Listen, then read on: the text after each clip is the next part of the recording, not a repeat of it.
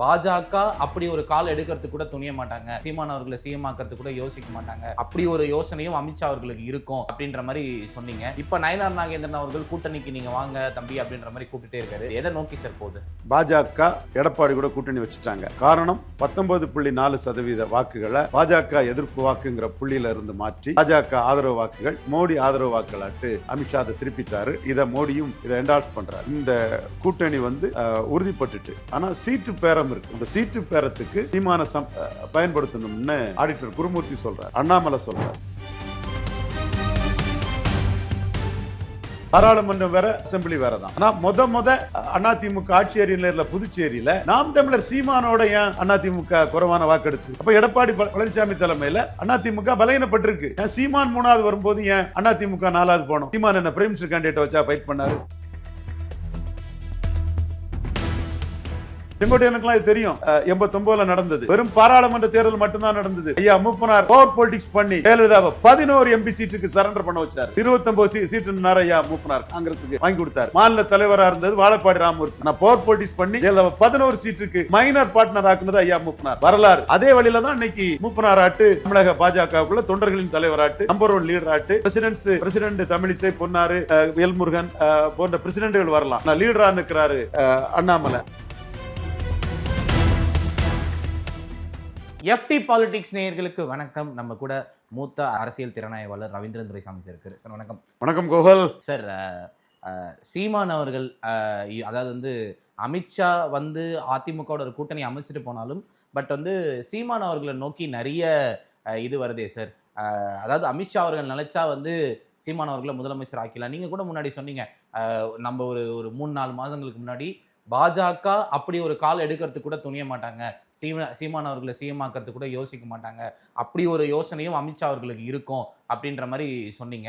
இப்ப நயனார் நாகேந்திரன் அவர்கள் கூட்டணிக்கு நீங்க வாங்க தம்பி அப்படின்ற மாதிரி கூப்பிட்டுட்டே இருக்காரு. இது எதை நோக்கி சார் போகுது? பாஜக எடப்பாடி கூட கூட்டணி வச்சுட்டாங்க. காரணம் 19.4% வாக்குகளை பாஜக எதிர்ப்பு வாக்குங்கிற புள்ளியில இருந்து மாற்றி பாஜக ஆதரவு வாக்குகள் மோடி ஆதரவு வாக்குகளாட்டு அமித்ஷா அதை திருப்பிட்டாரு. இதை மோடியும் இதை என்டால்ஸ் பண்ணுறாரு. ஸோ இந்த கூட்டணி உறுதிப்பட்டுட்டு, ஆனால் சீட்டு பேரம் இருக்குது. அந்த சீட்டு பேரத்துக்கு சீமான பயன்படுத்தணும்னு ஆடிட்டர் குருமூர்த்தி சொல்கிறார், அண்ணாமலை சொல்கிறார். ஏன் டாக்டர் தமிழிசை அம்மையார் கூட அந்த எண்ணத்தில் தான் இருக்கிறாங்க. ஏன்னா சீட்டு எடப்பாடிக்கிட்ட ஏமாந்துடக்கூடாதுங்கிறதுல அண்ணாமலை உறுதியாக இருக்கார். தமிழ்நாட்டு பாஜகவில் காங்கிரஸில் ஐயா எப்படி மூப்பனார் இருந்தாரோ அதே மாதிரி பவர்ஃபுல்லாக அண்ணாமலை இருக்கார். நீங்கள் கோயம்புத்தூரில் பார்த்துருப்பீங்களே, நயனார் நாகேந்திரன் கூட்டத்தில் கைத்தட்டல் அண்ணாமலைக்கு தான் கைத்தட்டல். அப்போ அண்ணாமலைக்கு ரேஞ்ச் என்னன்னு புரியுதில்ல. அப்போ நயனாரே அதை ஒத்துக்கிட்டார். எல்லாருக்கும் ஒரு ஆதரவு வளையம் இருக்குது. ஆனால் எல்லாருக்குமான ஆதரவாளர்களும் அண்ணாமலைக்கு ஆதரவாக இருக்கிறாருன்னு சொன்னால் பழனியாண்டி மூப்பனாரை பாராட்டின மாதிரி தான். முதலத்தூர் பாலகிருஷ்ண மூப்பனாரை பாராட்டின மாதிரி தான். அப்போ காங்கிரஸுக்குள்ள மூப்பனார் இருந்த பொசிஷனுக்கு அண்ணாமலை இருக்கிறாரு. அண்ணாமலை தன் உழைப்பில் கொண்டு வந்த வாக்குகள் தான் 11.4% வாக்கு தாமரையில் அண்ணாமலை கொண்டு வந்தார். அண்ணாமலை 11.4 தாமரையில் நிரூபிக்கும் போது எடப்பாடி பழனிசாமி ரெட்டலையில் 20.4 நிரூபித்தார். அந்த 20.4ங்கிறது முபாரக்கோட அந்த முஸ்லீம் வாக்குகளையும் டாக்டர் கிருஷ்ணசாமியோட அந்த தேவேந்திர குல வேளாளர் சமூக வாக்குகளையும் சேர்த்தது, இல்லை புதிய தமிழக வாக்குகளை சேர்த்தது. அப்போ அதில் 1% கழிச்சுட்டா அதிமுகவின் வாக்கு பலங்கிறது 19.4, பாஜகவின் வாக்கு பலங்கிறது 11.4. 11.4ங்கிறதுல நம்ம நேர்மையாக சொல்லணும். இதில் ஏசி சண்முகத்துக்கு வாக்கு இருக்கு, பாரிவேந்தருக்கு வாக்கு இருக்கு, தேவநாதன் யாதவுக்கு வாக்கு இருக்கு, ஜான் பாண்டியனுக்கு வாக்கு இருக்கு. 4 வரும் தாமரையில் நின்னாங்க. இவங்களுக்குள்ள சீட்டை பாஜக கொடுத்துக்கிடும். ஆனால் பாஜகவுக்கு 11.4 19.4:11.4 இந்த ரேஷியோவில் சீட்டு பங்கீடு இருக்கணும். இன்னும் சொல்ல போனால் எடப்பாடி பழனிசாமி இதுக்கு என்ன டிஃபென்ஸ் வைப்பார்? இது பாராளுமன்ற தேர்தல், ஆப்பிள் வேற ஆரஞ்சு வேற, ரவீந்திரன் துரைசாமியே ஆப்பிள் வேற ஆரஞ்சு வேறன்னு சொன்னவர் தான் நாங்கள் டிஃபென்ஸை. இன்னைக்கு உங்களுக்கெல்லாம் டேட்டா கொடுத்து ஆடிட்டர் குருமூர்த்தினாலும் சரி, அண்ணாமலைனாலும் சரி, எல்லா பாஜக டெல்லி தலைவர்களாலும் சரி டேட்டா கொடுத்து பாஜக விட்டுறக்கூடாது, பலத்துக்குரிய பங்கீட்டை எடப்பாடியில் பெற்றே தீர்ணுங்கிறதுல மோடி பாஜகவின் வளர்ச்சிக்காக செயல்பட்டுக்கூடிய ரவீந்திரன் துரைசாமியே சொன்னார், ஆப்பிள் வேற ஆரஞ்சு வேறன்னு சொல்லுவார். ஒன்று. இன்னொன்று, நீங்கள் உங்ககிட்ட இருந்த ராமதாஸுக்கு நான் சீட்டு கொடுக்க வேண்டியது இருக்குது, ராமதாஸை விட நீங்கள் பெரிய ஃபோர்ஸ்னு சொன்னால் வன்னியர் ஓட்டு வராதுன்னு இன்னொரு ஆர்குமெண்ட்டை வைப்பார். எல்லா ஆர்குமெண்ட்டையும் வைக்கிறதுல எடப்பாடி பழனிசாமி பெரிய சமர்த்தர். சாதாரண ஆள் இல்லை, ஹார்டர் நட் டு கிராக். ரொம்ப பெரிய கில்லாடி, வெரி டஃப்பாக பார்கெயின் பண்ணுவார், சாதாரண விஷயம் இல்லை. அப்போ அவர்கிட்ட பார்கெயின் பண்ணணும்னா நயினார் சரியான ஆள் தான், அவரும் அனுபவம் உள்ளவர் தான், விடமாட்டார். இப்போ கூட இன்னைக்கு கூட சட்டசபையில் பார்க்குறாரு. அதுக்காக பாஜகவுக்கு நலனை விட்டுக்கிட்டு போகக்கூடியவராக நயினார் நாகேந்திரன் இருக்க மாட்டார். என்னால் அலர்ட்டாக இருக்கணுங்கிறக்காக அண்ணாமலை வந்து 11.4 19.4ன்னு பேசணுன்னு அவர் சொல்கிறாரு. தமிழிசை இப்போ அவங்களுக்கும் ஆஸ்பிரேஷன்ஸ் இருக்குது, பொலிட்டிக்கல் ஆஸ்பிரேஷன்ஸ் இருக்குது. அவங்களும் பாஜக சின்ன கட்சியாக போயிடக்கூடாது, பாஜக பெரிய கட்சியாக இருந்தால் தான் நாம் நம்ம டெஸ்டினேஷனை அடைய முடியும்னு டாக்டர் தமிழிசை அம்மையார் போன்றவங்களும் கருதுறாங்க. அப்போ பலத்துக்குரிய சீட்டை வாங்கிடும்னு நினைக்கிறாப்புல. எடப்பாடியோட டிஃபென்ஸ் என்னவா இருக்கும்னா பார்லிமெண்ட் வேறு அசம்பிளி வேறுன்னு இருக்கும்.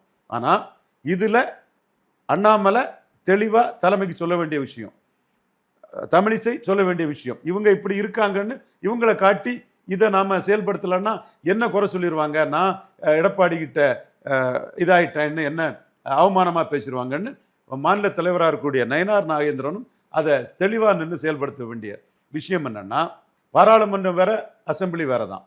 ஆனால் அதிமுக ஆட்சி அறிஞரில் புதுச்சேரியில் நாம் தமிழர் சீமானோட ஏன் அதிமுக குறைவான வாக்கெடுத்து? அப்போ எடப்பாடி பழனிசாமி தலைமையில் அதிமுக பலகீனப்பட்டிருக்கு. ஏன் சீமான் 3வது வரும்போது ஏன் அதிமுக 4வது போனோம்? சீமான் என்ன பிரைம் மினிஸ்டர் கேண்டிடேட்டை வச்சா ஃபைட் பண்ணார்? அப்போ அந்த கேள்வி எழுதுது இல்லை அங்கே. அதே மாதிரி விளவங்கோட்டில் 1980ஆம் ஆண்டு மக்களவைத் தேர்தல் நடக்கும்போது மக்கள் தலைவர் எம்ஜிஆர் தோல்வியடைகிறார். கோபிச்செட்டிப்பாளையம் சிவகாசியும் தான் அதிமுக ஜெயிக்கிறாங்க. தம்பி தமிழகம் எம்ஜிஆர் கொடுத்த தீர்ப்பை பார்த்தாயா 2-2ன்னு அண்ணாவும் கலைஞரும் பேசிகிட்டு இருக்க மாதிரி போஸ்டர்லாம் நான் விருதுநகரில் படிச்சுட்டு இருந்தேன். விருதுநகர் ஃபுல்லாக, தமிழ்நாடு ஃபுல்லாக அந்த போஸ்டர்ஸை ஒட்டியிருந்தாங்க. அப்போ அப்படிப்பட்ட தோல்வியை மக்கள் தலைவர் சந்திக்கும் போது கூட இதே விளவங்கோடு அன்னைக்கு திருவட்டார் தொகுதியாக அந்த பகுதியாக இருந்த இடத்துல கேமச்சந்திரன் நாயர்னு ஒரு பெரிய மக்கள் தொண்டர், ஒரு பெரிய தியாக வரலாற்றுக்கு சொந்தக்காரர். அவர் வந்து அதிமுக கூட்டணியில் சிபிஎம்மில் ஜெயித்தார். ஜெயகேச் வந்து ஜெயித்த இடம். அப்போ பனைமரத்துப்பட்டியிலும் இடைத்தேர்தல் நடந்தது. இப்போ நம்ம இந்த காந்தராஜ்னு இருக்கிறார்ல, அவருக்கு அண்ணன் தான் ராஜாராம். அவர் வந்து பனைமரத்துப்பட்டியில் ரெட்டையிலையில் ஜெயிக்கிறார். அதுக்கப்புறம் அமைச்சராக இருந்தார். ரெட்டையிலையில் அதில் ஜெயிக்கிறார். அப்போ நீங்கள் மக்களவையில் தோத்தாலும் இந்த 2 இடத்துலையும் வந்து அதிமுக அணி ஜெயிக்குது. நத்தம் விஸ்வநாதன் ஜெயலலிதா அம்மையார் தோக்கும்போது ஜெயிக்கிறாங்க. ஏன் 2019 தோக்கும்போது கூட அதிமுக வந்து பல இடைத்தேர்தல்களில் ஜெயித்தாங்க. சில இடைத்தேர்தலில் ஜெயித்தாங்க, பல இடைத்தேர்தல்களில் ஈக்குவலாக வந்தாங்க. ஆனால் இன்னைக்கு வந்து நீங்கள் விளவங்கோட்டில் 4வது இடம் போயிருக்கீங்கன்னா அது ஜெயலலிதா அம்மையார் 2016 உயிரோடு இருக்கும்போது நோட்டாவுக்கு கீழே போன நாம் தமிழர் இன்னைக்கு ரெட்டலைக்கு மேலே வந்து நிற்குது. நோட்டாவுக்கு கீழே ஜெயலலிதா உயிரோடு இருக்கும்போது இருந்த நாம் தமிழர் இன்னைக்கு ஜெயலலிதா மறைவுக்கு பிறகு எடப்பாடி பழனிசாமியை பலகீனப்படுத்தி ரெட்டலைக்கு மேலே 3வது இடத்துல இருக்குது. 4வது இடத்துக்கு ரெட்டலை தள்ளிட்டு 3.5% ஓட்டுக்கு தள்ளிட்டு. இதுக்கு நீங்கள் என்ன பார்லிமெண்ட் அசம்பிளி சாக்கு சொல்லுவீங்களா? அது எப்படிங்க சொல்ல முடியும்? அது என்ன தமிழிசை தெரியாதவங்களா? அண்ணாமலை தெரியாதவரா? சத்திரியன் குருமூர்த்தி துக்ளக் ஆசிரியர் தெரியாதவரா? யார் தெரியாதவங்க இருப்பாங்க? அப்போ நீங்கள் வந்து அந்த பழைய பல்லவியை பாடுவீங்க. அதுக்கு பாஜக இடம் கொடுத்துடக்கூடாது. அதுதான் நார்வேல் மக்களவையிலையும் நாம் தமிழர் 3வது வந்துட்டாங்க, நீங்கள் 4வது போயிட்டீங்க. என்ன சீமானுக்கு என்ன பிரைம் மினிஸ்டர் கேண்டிடேட்டாக இருந்தார்? சீமான் 6.8 சட்டமன்றத்தில் எடுத்தவர், மக்களவையில் 8.2 போயிட்டார்.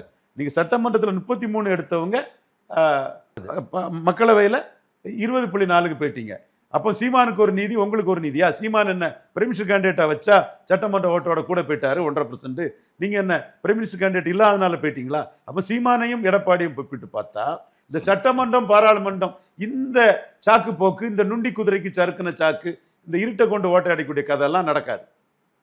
இன்னும் இதில் சொல்ல போனால் ஸ்டாலின் இழந்த 7% வாக்கில் ஒரு 4.4% வாக்கு சீமான் உயர்ந்திருக்கிறார். அப்போ ஆளுங்கட்சி எதிர்ப்போட்டு நாம் தமிழருக்கு வந்திருக்குது. மீண்டும் ஆளுங்கட்சி எதிர்ப்போட்டு உங்களுக்கு வருங்கிறது ஒரு கிளைம் தான். நாளைக்கு பாஜக அதிமுக சேரும்போது ஆளுங்கட்சி எதிர்ப்பு ஓட்டு வரலாம். ஆனால் சேர்ந்தாதான் வரும். உங்களுக்கு வரல. நீங்க say no to drug and டிஎம்கேன்னு சொன்னீங்க. நீங்க 19.4, முபாரக்கையும் கிருஷ்ணசாமி சேர்த்தா 20.4. ஆனா சீமான் 6.8 இருந்து 8.2க்கு உயர்ந்துட்டாரு. நீங்க 33 இருந்து 20.4க்கு டவுன் ஆயிருக்கீங்க. அப்ப நீங்க வந்து ஆளுங்கட்சி எதிர்ப்பு வாக்கள் எடப்பாடியால எடுக்க முடியல. அறிவு நாணயம் உள்ளவங்க இதை ஒத்துக்கிடணும். டேட்டாவோட நான் சொல்றேன். இதை கண்டிப்பா சாணக்கியா சிஇஓ நண்பர் பாண்டே மறுக்க மாட்டாரு, இவர் பிரியன் மறுக்க மாட்டாரு, சுமன் ஸ்ரீராமன் மறுக்க மாட்டார். ஏன்னா டேட்டா தானே. எப்படி இதுக்கு என்ன வேற உங்க கருத்தை சொல்லலாம், இந்த டேட்டாவை மறுக்க முடியாது இல்லையா? அப்போ எடப்பாடி பழனிசாமி ஷீட் ஷேரிங்ல வரும்போது இதுவும் பேசும். திமுக எதிர்ப்பு வாக்கெல்லாம் உங்களுக்கு வரல. திமுக எதிர்ப்பு வாக்கு மக்களவையில் 19 3.8 எடுத்த சீமானுக்கு போனால்தான் அவர் மக்களவையில் 8.2 எடுத்திருக்கிறாரு. உங்களுக்கு அந்த ஓட்டுகள் ஒன்றும் வரல. அவர் சட்டமன்றத்தோட ஓட்ட கூடியிருக்கிறாரு. நீங்க வந்து சட்டமன்றத்தோட 13% வாக்கு குறைஞ்சிட்டீங்க. அதுவும் வட தமிழகத்தில் 10.5 கொடுத்ததுனால சேலத்தில் 38 எடுத்திருக்கிறீங்க, விழுப்புரத்தில் 35 எடுத்திருக்கீங்க, சிதம்பரத்தில் 35 எடுத்திருக்கீங்க. இப்படி தமிழ்நாட்டை பிரித்து பார்க்கணும். கன்னியாகுமரியில் 4, திருநெல்வேலியில் 8, ராமநாதபுரத்தில் 9, தேனியில் 13 தான் எடுத்திருக்கீங்க. இது உங்க பலகீனம். ஸோ இதெல்லாம் கருத்தில் கொண்டு உங்க பலம் எவ்வளவோ அதுக்குள்ள சீட்டை வாங்கிட்டு போங்க. என்டிஏக்கு பலம் எவ்வளவோ அதில் பாஜக தாமரையில் நின்னதுக்கு பலம் எவ்வளவோ அந்த சீட்டை தந்துருங்கிறதுல அண்ணாமலை தெளிவாக இருக்கிறாரு. முதல்ல அதுக்கு டாக்டர் தமிழிசையும் கட்சி நலனை கொடுத்துடக்கூடாது, பலத்துக்குரிய சீட்டு வாங்கணுங்கிறாங்க. ஏன்னா ஈரோடு கிழக்குலையும் டாக்டர் தமிழிசை கட்சி கண்டஸ்ட் பண்ணுன்னு சொன்னாங்க. கண்டஸ்ட் பண்ணலைன்னா அது கட்சிக்கு வீக்கு, சீமானுக்கு அது ப்ளஸ் ஆகிடும், அவர் தான் மற்ற இந்த என்டிஏ ஓட்டுக்கும் அவர் தான் லீடருங்கிற மாதிரி அவர் இது பண்ணிடுவார். ஆர்கே நகரில் அவர்கிட்ட கோட்டை விட்ட மாதிரி என்டிஏ வந்து இங்கே கோட்டை விடக்கூடாதுலாம் ஒரு கட்சி நலனுக்கான கருத்தை சொன்னவங்க. இன்னைக்கு பலத்திற்கு ஏற்ற பங்கீடுங்கிறதுல டாக்டர் தமிழிசையும் அந்த கருத்தை சொல்கிறாங்க. இது வரவேற்கத்தக்கது. எடப்பாடி பழனிசாமி இதற்கு எப்படி ரியாக்ட் பண்ணுறாருன்னு பார்க்கணும். ஏன்னா கூட்டணி வேணுங்கிறதுல எடப்பாடியும் உறுதியாக இருக்கிறாரு. அதனால தான் அதிமுக செய்தி தொடர்பாளர்களை இங்கே அனுப்பலை. அதிமுக செய்தி தொடர்பாளர் அனுப்பலை. இன்னும் சொல்லப்போனால் ஆதரவு செய்தி தொடர்பாளர்களும் அனுப்பலை. அது தமிழ்மணி போன்றவங்கெல்லாம் தங்கள் எண்ண ஓட்டத்தை இண்டிபெண்டாக அடித்து சொல்லிட்டாங்க. அவர் பெரிய சீனியர் அட்வொகேட்டு, அவர் தன் கருத்தை, என் நண்பர் தான், கருத்தை ஆணித்தரமாக சொல்லக்கூடியவர். எடப்பாடிக்கு ஆதரவாக இருந்தாலும் அவர் கருத்தை வெளிப்படையாக குணாகிட்ட அடித்து பேசிட்டாப்புல. எப்படியோ பாஜக கூட்டணி வேணுங்கிறத எடப்பாடி இருக்கிறாரு. அமித்ஷாவும் 19.4% ஓட்டு உள்ள வந்தது மோடி எதிர்ப்பு, பாஜக எதிர்ப்பு டைல்யூட் ஆகுனால அமித்ஷாவும் வேணுன்ட்டாப்புல. நயினாரும் வேணுங்கிறனால தான் தலைமை முடிவு பண்ணுங்கிற கருத்தை சொல்கிறாங்க. இதில் தமிழிசையும் கூட்டணி ஆதரவாளர் தான், வானதியும் கூட்டணி ஆதரவாளர் தான், ராமசீனிவாசனும் கூட்டணி ஆதரவாளர் தான். அண்ணாமலை தான் மூப்பனார் மாதிரி கூட்டணி விஷயத்தோட கட்சி நலன் பெருசு, கூட்டணி தலைமை சொல்லுது நம்ம ஏற்றுக்கிறோம், இப்போ நம்மளும் அது மோடிக்கு கெயினுங்கிறத அதை ஆதரிச்சு தானே பேசுகிறோம். ஸோ அந்த பலத்துக்குரிய சீட்டு தந்தாகணும். தாமரை 11.4, ரெட்டையில் 20.4, முபாரக்கையும் கிருஷ்ணசாமி கழிச்சா 19.4. ஸோ இந்த ரேஷியோவில் சீட்டு வேணும். மற்ற என்டிஏ கட்சிகளுக்கும் பலத்தின் அடிப்படையில் சீட்டு வேணுங்கிறதுல அண்ணாமலை நிற்கிறாரு. ஸோ பலத்தின் அடிப்படையில் சீட்டு கொடுக்க முடியாமல் எடப்பாடி ஏமாற்ற முடியாது. ஏன்னா எடப்பாடி எல்லாத்துக்குமே வேப்பில் அடிக்கிறதுல கில்லாடி, ரொம்ப திறமசாலி, டஃப் பார்கெய்னர், குறைச்சி மதிப்பிட முடியாது. நீங்கள் ஜெயலலிதா வந்து பேரம் பேசினாங்கன்னா 2001 42% பலம் அவருக்கு அணிக்கு இருந்தது. அந்த அணி இன்டாக்டாக அவரோட இருந்தாங்க. அதை வச்சுக்கிட்டு மூப்பனாரையும் இவர் டாக்டர் ராமதாஸையும் எடுத்தாங்க. ஜெயலலிதாவை நம்பி 2 மத்திய அமைச்சரை விட்டுட்டு வந்தார். என்டி சண்முகத்தையும் இவர் சிதம்பரம் தொகுதி மக்களவை உறுப்பினராக இருந்த அமைச்சராக இருந்தவரையும் விட்டுக்கிட்டு டாக்டர் ராமதாஸ் 2 அமைச்சர்களை ரிசைன் பண்ணிக்கிட்டு அதிமுக கூட்டணிக்குள்ளே வந்தார். ஸோ அது அவருக்கு வந்து நம்பிக்கையை கொடுத்தது. 42% ஆல்ரெடி ஜெயலலிதா எடுத்து வச்சிருந்தது தான் அந்த நம்பிக்கையை கொடுத்துருந்தாங்க. அந்த நம்பிக்கையின் அடிப்படையில் மூப்பனாரும் உள்ளே வந்தார். எடப்பாடி பழனிசாமி 19.4 தான் எடுத்திருக்கிறாரு. அவர் கூட கூட்டணியில் இருந்த யாருமே இல்லை, தேமுதிக தனியாக தான் இருக்கிறாங்க. அப்போ அவருக்கு வந்து விஜய் அவருக்கு வந்து பயங்கரமாக ஹெவியாக சீட்டு கொடுத்தா சொல்கிறாங்க. அது வதந்தியாக இருக்குது, என்ன நமக்கு தெரியல.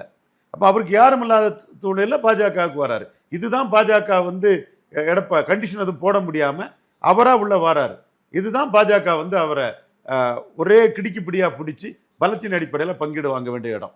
சரி, கொஞ்சம் லிவரேஜ் கொடுத்தான்னா எடப்பாடி 120 சீட்டு நின்னா பாஜக தாமரையில் 60 சீட் நிற்கணும். ரெட்டையில 120ன்னா 60, ரெட்டையில 150ன்னா 75. எப்படி ரெட்டையில எவ்வளவு நிற்குதோ அதுக்கு வந்து ஈக்குவல் சீட்டு பாதி அளவு 50% சீட்டு ஈக்குவலாக நிற்கணும். அதாவது அவங்க 2ன்னா இவங்க 1, அவங்க 170ன்னா 85ன்னா 234 பேருமா, அதுக்கு தக்கன அந்த ரேஷியோ வந்து 2:1 இருக்கணும். 100ன்னா 50, 150ன்னா 75, இந்த மாதிரி அந்த ரேஷியோ இருக்கணும். கூட்டணி கட்சிகளுக்கு பிரித்து கொடுத்தது போக ரெட்டலையில் 2 சீட்டு நின்னா 1 சீட்டு தாமரையில் நிற்கணும். இதை அண்ணாமலை தெளிவாக பார்த்துக்குவார். நயினார் நாகேந்திரனுக்கு இந்த பொறுப்பு இருக்கு. ஏமாளி ஆகிறதுக்கும் எடப்பாடி கிட்ட ஏமாந்து போறதுக்கும் நயினார் நாகேந்திரன் மாநில தலைவராகல. அவர் தெளிவான ஒரு தலைவர் தான், நீண்ட நெடிய அனுபவம் உள்ளவர். எல்லாரையும் சிரிச்சு பேசி யாரையும் பகைக்காம அதை டேக்கிள் பண்ணக்கூடிய தன்மை கொண்டவர். அதனால தான் அவருக்குன்னு ஒரு பேக்கிங் இருக்குது. ஸோ அந்த இடம் வந்து எடப்பாடி முடிவு செய்ய வேண்டிய இடம். இதுதான் கூட்டணி நகர்ப்புற உள்ளாட்சி மாதிரியோ மக்களவை தேர்தல் மாதிரியோ உடையக்கூடாதுன்னு அமித்ஷாவும் எடப்பாடியும் நினைக்கக்கூடிய இடம். ஸோ உடையக்கூடாதுங்கிற நல்லெண்ணத்தோட எடப்பாடி பழனிசாமி பலத்துக்கேற்ற சீட்டை கொடுக்கணுங்கன்னு அண்ணாமலையும் உறுதியாக நிற்கிறாரு. இப்போ அண்ணாமலை தலைவராக இருந்தால் உடனே அதை போட்டு உடைச்சிருப்பாரு. நாங்கள் இவ்வளோக்குள்ளே வளர்ந்து வந்திருக்கோம், நீங்கள் சீமானு கீழெல்லாம் புதுச்சேரியில் போயிருக்கீங்க, உழவங்கோட்டில் போயிருக்கிறீங்க, நீங்கள் கன்னியாகுமரியில் போயிருக்கீங்க, சீமான் தனிச்சு நின்று திருநெல்வேலி எடுத்த ஓட்டை நீங்கள் கூட்டணியோட தான் எடுத்திருக்கீங்க, சீமான் தனிச்சு நின்று ராமநாதபுரத்தில் எடுத்த ஓட்டை நீங்கள் கூட்டணியில் தான் எடுத்திருக்கீங்க, சீமான் அண்ணான் உறுதியான தலைவர், அப்போ நீங்கள் வந்து 26லையும் கூட்டணி கிடையாது, 9லையும் கூட்டணி கிடையாதுன்னு சொன்னவங்க இப்போ கூட்டணிக்கு வந்திருக்கீங்க, அப்போ உங்களுக்கு நாங்கள் தேவைங்கிறதும் அதுக்குள்ளே இருக்குது. ஸோ நீங்கள் பலத்தின் அடிப்படையில் பங்கிடுங்கிறதுல தெளிவாக இருக்கணும்னு அண்ணாமலை ஒரு லீடராக நின்று அந்த இதில் அடித்து ஆணித்தரமாக நிற்பார். அதனால தான் நகர்ப்புற உள்ளாட்சி தேர்தல் கூட்டணி உடஞ்சுது. எடப்பாடி 2% தருவன்னாரு, அண்ணாமலை 5% கேட்டார். அதே மாதிரி மக்களவை தேர்தல் ஜெயலலிதா அண்ணாலாம் இல்லை, அதெல்லாம் ஒன்றும் பற்றுதல் கிடையாதுங்க, சும்மா யாருங்க ஊரை ஏமாத்துறீங்க, சும்மா பின்னோட்டம் விடக்கூடிய அப்பாவி ஜெயலலிதா தொண்டர்களும் எம்ஜிஆர் தொண்டர்களும் சேர்த்தே சொல்கிறாங்க, நீ ஜாதி வரியில் விட்டுட்டு போ, அதை பற்றி கவலைப்படலை, நீ ஜெயலலிதா எம்ஜிஆர் பற்றுதல்னு விட்டியன்னா நீ ஏமாளி. எங்க சசிகலா அம்மையார் சட்டமன்ற கட்சி தலைவரானதும் குப்பை கூடையில் ஜெயலலிதாவுக்கு கலண்டரை தூக்கி போடலை? எல்லாரும் சசிகலா அம்மையார் படத்தை பாக்கெட்டில் வச்சுட்டு ஜெயலலிதாவை குப்பை கூடையில் தூக்கி கடாசல்ல? உண்மையான நேர்மையான தொண்டன்னா அவனுக்கு தெரியும். சும்மா ஜாதி வரி என்ன திட்டக்கூடிய மொண்ணைங்களுக்கு நான் சமநீதிக்காக பேசுகிறேன், பறையர்களுக்காக பேசுகிறேன், செங்குந்தர்களுக்காக பேசுகிறேன், வண்ணாருக்காக பேசுகிறேன், நாவிதற்காக பேசுகிறேங்கிறத பொறுக்க முடியாத ஜாதி வரி பிடிச்ச மொண்ணைங்களை பற்றி எனக்கு கவலை இல்லை. உண்மையிலே உனக்கு எம்ஜிஆர் ஜெயலலிதா மேலே பற்றுதல் இருந்ததுன்னா நீ வந்து அந்த குப்பை கூடையில் ஜெயலலிதா படத்தை தூக்கி போட்டதை இண்டு பத்திரிகையில் எடுத்து நானே காட்டுறேன், நானே எடுத்து போடுறேன். ஸோ அங்கே கூட்டணி உடைஞ்சது எம்ஜிஆர் அண்ணா பற்றுதலோ ஜெயலலிதா பற்றுதலோ இல்லை, 12 MP சீட்டு வேணும்னு அண்ணாமலை ஸ்டெடியாக நின்னார். இது பார்லிமெண்ட் எலெக்ஷன் 6க்கு மேலே தர முடியாதுன்னு எடப்பாடி நின்னார். அப்போ கூட்டணி முறிஞ்சிட்டு பார்லிமெண்ட் எலெக்ஷன்லேயே மக்களவை தேர்தல் கூட்டணி முறிஞ்சு போச்சு. இப்போ மோடிக்கு சட்டமன்ற தேர்தல் முக்கியமாகிற கேள்வி கேட்கலாம், முக்கியம்தான். 29 மையமாக வச்சு இந்த சுமார் 20% ஓட்டு இந்துத்துவாக்குள்ள, மும்மொழி திட்டத்துக்குள்ள, நீட்டுக்குள்ள, பாஜகவுக்குள்ள வர்றது, மோடி தலைமைக்குள்ள வர்றது நல்லதானே அவர் நினைக்கிறாரு. ஸோ அவர் வந்து இந்த கூட்டணி உடஞ்சிடக்கூடாதுன்னு நினைக்கிறாரு. அதே எண்ணமும் வந்து எடப்பாடிக்கும் இருக்குது. ஸோ பலத்தின் அடிப்படையில் பங்கீடுங்க வந்து முக்கியமானதாக இருக்கும். அதை பார்ப்போம். அந்த அந்த புள்ளிக்குள்ள அண்ணாமலைக்கு தமிழிசையும் ஆதரவா வந்திருக்கிறது வந்து பாராட்டுக்குரியது. இந்த இதுக்கு எடப்பாடி பொருந்தல, சரியா வரலன்னா நீங்க சொன்ன மாதிரி சீமானை காட்டி அந்த பார்கெனிங்கை பண்ணணும். சீமானை காட்டி எடப்பாடி கிட்ட பார்கெனிங் பண்ணணும். தமிழ்நாட்டின் பாஜகவின் மூப்பனார்னு ஐயா மூப்பனாரோட நான் அண்ணாமலையை இணைக்கிறத பலரும் கிண்டல் கேள்வி கூட பண்றாங்க. மூப்பனார் உயரம் பெருசு, ஐயா பவர் பொலிட்டிக்ஸ் பண்ணாரு, பவர் பொலிட்டிக்ஸ் ஜெயித்தாரு. அண்ணாமலை கன்ஸ்ட்ரக்டிவ் பாசிட்டிவ் பொலிட்டிக்ஸ் தான் பண்ண முடியும், மூப்பனார் மாதிரி பவர் பொலிட்டிக்ஸ் பண்ண முடியாது. என்றாலும் இதுக்குள்ள வந்து அந்த தன்மை இங்கே இருக்குது. அப்போ மூப்பனார் எப்படி இதை சாதிச்சாருன்னா, கலைஞரை கூட காங்கிரஸ் கூட்டணி போயிடும் அப்படின்னு ஜெயலலிதா பதறிட்டாப்புல. 3 தடவை நடராஜனை லஸ் அவென்யூக்கு மூப்பனார் இல்லத்துக்கு அனுப்பி வச்சாங்க. நீங்கள் கேட்குற சீட்டை தந்துடுறோம், உங்கள் ஆதரவாளர் சீட்டை நாங்கள் கை வைக்க மாட்டோம், கூட்டணியை மட்டும் நீங்கள் உடைச்சிக்கிட்டு திமுக காங்கிரஸ் கூட்டணியை உருவாக்கிறாதீங்க, உருவாக்குனா நாங்கள் தோற்று போவோம், இங்கே பார்லிமெண்ட்னா காங்கிரஸ் தான் ஜெயிக்கும், அதனால் நாங்கள் ஒரு 11 சீட்டு எடுத்துக்கிறோம், நீங்கள் உங்கள் ஆதரவாளர்கள் தனுஷ்கோடி ஆயத்தன், அடைக்கல் ராஜி, இப்படி பலர் இருக்கக்கூடிய ஒரு சீட்டை கூட நாங்கள் டச் பண்ண மாட்டோம், நாங்கள் கேட்க மாட்டோம். உங்களுக்கு அப்படியே உங்கள் சீட்டு இருக்கும். நீங்கள் கேட்குறது மாதிரி எண்ணிக்கை நாங்கள் எவ்வளோ உயர்த்தி தர முடியுமோ அவ்வளோ உயர்த்தி தரோம். உங்களுக்கு நாங்கள் எதிர் கிடையாது. அப்படியே உங்கள் சீட்டை எடுத்துடுங்கன்னு எடப்பாடிக்கு தெரியும், செங்கோட்டையனுக்கு தெரியும். செங்கோட்டையனுக்குலாம் இது தெரியும். 89 நடந்தது. வெறும் பாராளுமன்ற தேர்தல் மட்டும்தான் நடந்தது. ஐயா மூப்பனார் பவர் பொலிட்டிக்ஸ் பண்ணி ஜெயலலிதாவை 11 எம்பி சீட்டுக்கு சரண்டர் பண்ண வச்சாரு. 29 சீட்டு ஐயா மூப்பனார் காங்கிரஸுக்கு வாங்கி கொடுத்தாரு. மாநில தலைவராக இருந்தது வாழப்பாடி ராமமூர்த்தி. ஆனால் பவர் பொலிட்டிக்ஸ் பண்ணி ஜெயலலிதாவை 11 சீட்டுக்கு மைனர் பார்ட்னர் ஆக்குனது ஐயா மூப்பனார். வரலாறு. அதே வழியில தான் இன்னைக்கு மூப்பனார் ஆட்டு தமிழக பாஜகவுக்குள்ள தொண்டர்களின் தலைவராட்டு, நம்பர் 1 லீடர் ஆட்டு, பிரசிடென்ட் தமிழிசை, பொன்னாரு, எல்முருகன் போன்ற பிரசிடென்ட்கள் வரலாம். ஆனால் லீடராக நிற்கிறாரு அண்ணாமலை. அந்த அளவுக்கு அண்ணாமலை இருந்து அந்த பார்கெனிங்கை பண்றாரு. அதற்கு மூப்பனார் ஆப்ஷனாக காட்டினது கலைஞரை. அண்ணாமலை, துக்ளக் ஆசிரியர் குருமூர்த்தி, போன்றவர்கள் பிஎம்ஓவுக்கு ஆப்ஷனாக காட்டுறது சகோதரர் சீமான மோடி சிஎம் கேண்டிடேட்டா ப்ரொஜெக்ட் பண்ணிட்டா எடப்பாடி சவுத்தில் வாஷ் அவுட்டு, எடப்பாடி வெஸ்டில் பாதிக்கப்பட்டுருவார், சிட்டியில் எடப்பாடி தாக்கு பிடிக்க முடியாது. எனவே சீமான சிஎம் கேண்டிடேட்டாட்டு ப்ரொஜெக்ட் பண்ணுறதை தவிர்க்கணும்னா பலத்தின் அடிப்படையில் பங்கீடுங்கிற அண்ணாமலையோட கோரிக்கையை எடப்பாடி ஏற்றுக்கிட்டு தான் தீரணும். இது இன்னும் 8 மாதம் இந்த ஃபைட்டு தான் போகும். நான் இந்த ஃபைட்டில் மோடிக்காக பாஜகவுக்கு பார்கெனிங்கை ஏற்றி விடுறதுக்கு நிற்கிறேன், சொல்லி தான் அடிக்கிறேன், தெளிவாக நிற்கிறேன். எடப்பாடி எப்படி வாராருன்னு பார்ப்போம். அவருக்கு பாராளுமன்ற தேர்தலில் சீமானுக்கு கீழே இடைத்தேர்தலில் 4வது போனது, கன்னியாகுமரியில் 4வது போனது, புதுச்சேரியில் 4வது போனது, கூட்டணி இல்லைன்னா திருநெல்வேலி, ராமநாதபுரம் போன்ற இடத்துலலாம் சீமானுக்கு கீழே போயிருப்போங்கிறது. சீமானுக்கு கீழே 18% என்டிஏ சீமானுக்கு 8 ப்ரொஜெக்ட் பண்ணிட்டா தமிழ்நாட்டில் 2/3 ஏரியாவில் சீமானுக்கு கீழே நாம் போயிருவோங்கிறதுல உரிய சீட்டை தருவாருங்க நம்பிக்கை. அதை அண்ணாமலை புரிஞ்சுக்கிட்டாரு, தமிழிசை புரிஞ்சுக்கிட்டாங்க, துக்ளக் ஆசிரியர் புரிஞ்சுக்கிட்டாங்க. பிஎம்ஓவுக்கு நம்ம கருத்தை தெளிவாக சொல்லிட்டோம். இந்த ஃபைட் எப்படி வருதுன்னு பொறுத்து வந்து பார்ப்போம். நம்ம பாஜகவுக்கு சிம்பிளாக மோடிக்கு பார்கெனிங்கை ஏற்றி விட்டு பாஜக வளர்ச்சிக்கு மற்றவங்க செய்யாத ஒரு சாதனையை அண்ணாமலை செய்தது.